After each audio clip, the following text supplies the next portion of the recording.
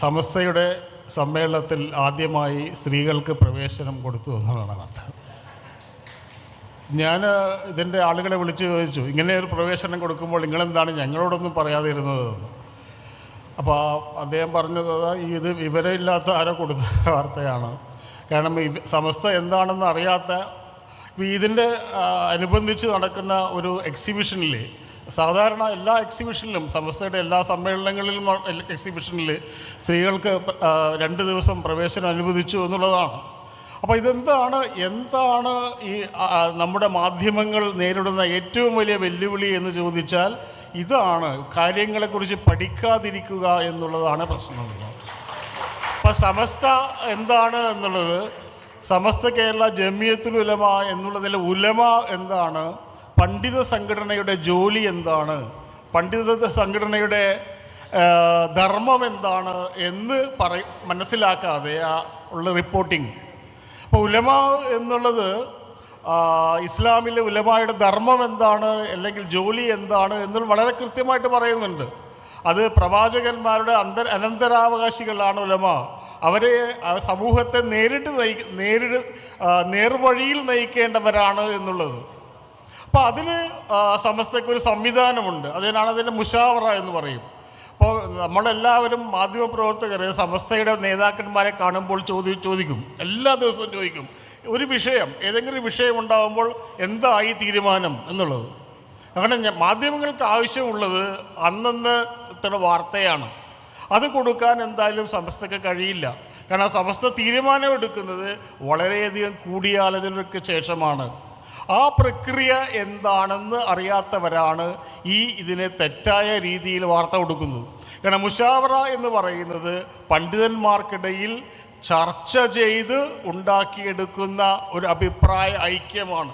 അപ്പോൾ ഇജ്മാ എന്നുള്ളത് ഇസ്ലാമിൽ എത്രമാത്രം പ്രധാനപ്പെട്ടതാണ് എന്ന് ഒരു സമസ്തയെക്കുറിച്ച് അല്ലെങ്കിൽ ഇസ്ലാമിനെക്കുറിച്ച് എങ്കിലും റിപ്പോർട്ട് ചെയ്യുന്ന ഒരു മാധ്യമ പ്രവർത്തകൻ മനസ്സിലാക്കിയിരിക്കേണ്ടതാണ്. കാരണം ഒരു അഭിപ്രായ ഐക്യം ഉണ്ടാവുക എന്നുള്ളത് അത് വലിയൊരു പ്രോസസ്സിലാണ്.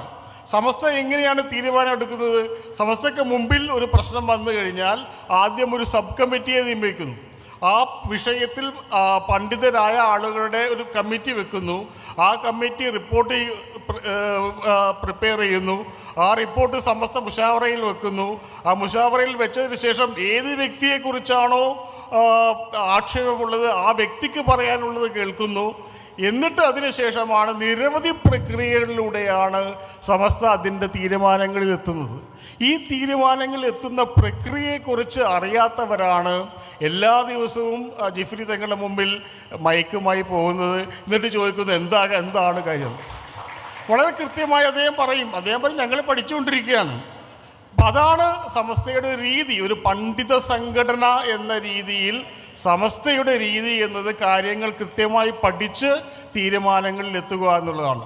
അത് തബ്ലീഗ് ജമാഅത്തിനെ കുറിച്ചുള്ള കാര്യമായാലും ഈ വ്യാജ തരീക്കത്തുകളെക്കുറിച്ചുള്ള കാര്യമായാലും എല്ലാത്തിലും സമസ്ത ഒരു തീരുമാനത്തിൽ എത്തുന്നത് ഇങ്ങനെ നിരവധി തലങ്ങളിൽ ചർച്ച ചെയ്തുകൊണ്ടാണ്.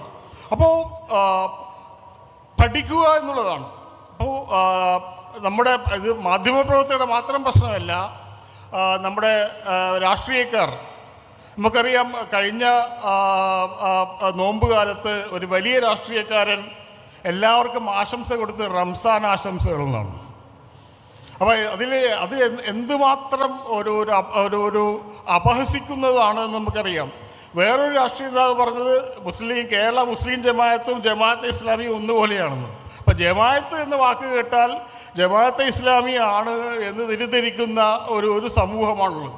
പ്രത്യേകിച്ച് മുസ്ലിം സമുദായത്തെക്കുറിച്ച് എന്തും റിപ്പോർട്ട് ചെയ്യാം, എന്തും എങ്ങനെയും റിപ്പോർട്ട് ചെയ്യാം എന്നുള്ളൊരു തെറ്റിദ്ധാരണ നിലനിൽക്കുന്ന ഒരു കാലഘട്ടത്തിലാണ് നമ്മൾ ജീവിക്കുന്നത്.